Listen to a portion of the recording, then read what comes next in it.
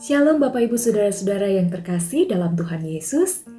Mari kita sebagai murid-murid Kristus mau terus belajar untuk berdisiplin secara rohani supaya kita boleh bertumbuh seperti yang Tuhan mau.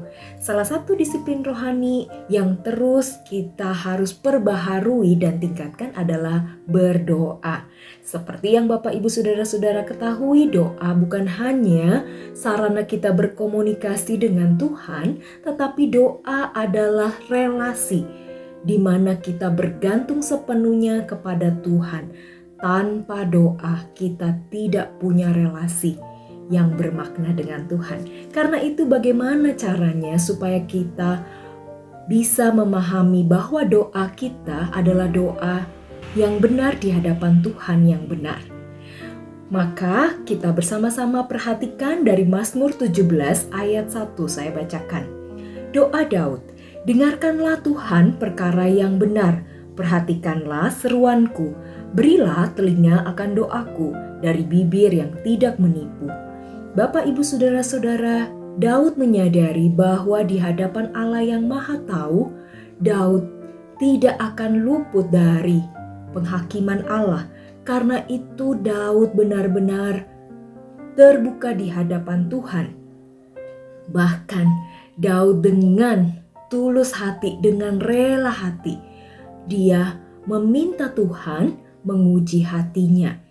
Bagaimana doa yang benar dapat menolong kita punya relasi juga yang benar dengan Tuhan, punya pemahaman yang benar tentang Tuhan?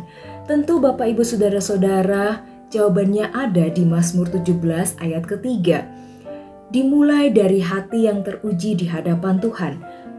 Daud mengatakan demikian, bila engkau menguji hatiku, memeriksanya pada waktu malam dan menyelidiki aku, maka engkau tidak akan menemui sesuatu kejahatan, mulutku tidak terlanjur. Jadi Bapak Ibu Saudara-saudara, kita perlu juga meminta kepada Tuhan untuk menguji, menyelidiki hati kita. Bagaimana kita berdoa kepada Tuhan, bagaimana kita berelasi dengan Tuhan. Sebab saudara-saudara, jika isi hatimu adalah hal-hal untuk memuaskan keinginanmu, maka dapat dipastikan doa-doamu adalah tentang meminta Tuhan memenuhi keinginanmu.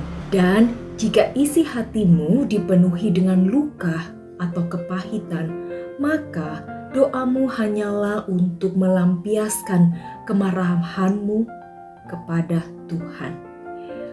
Apa isi hati kita? Mari bersama-sama kita meminta Tuhan menguji dan menyelidikinya, supaya kita bisa memahaminya. Karena kita sangat terbatas untuk memahami dengan kemampuan diri kita sendiri. Kita butuh pimpinan Tuhan dan Roh Kudus untuk memberikan kepekaan kepada kita supaya kita paham apa isi hati kita. Karena itulah yang akan menjadi dasar motivasi kita berdoa. Kiranya Tuhan menolong setiap kita dan kita boleh bertumbuh di dalam disiplin rohani yang benar, menjadi murid-murid Kristus yang berdoa dengan benar di hadapan Tuhan yang benar. Tuhan menolong. Amin.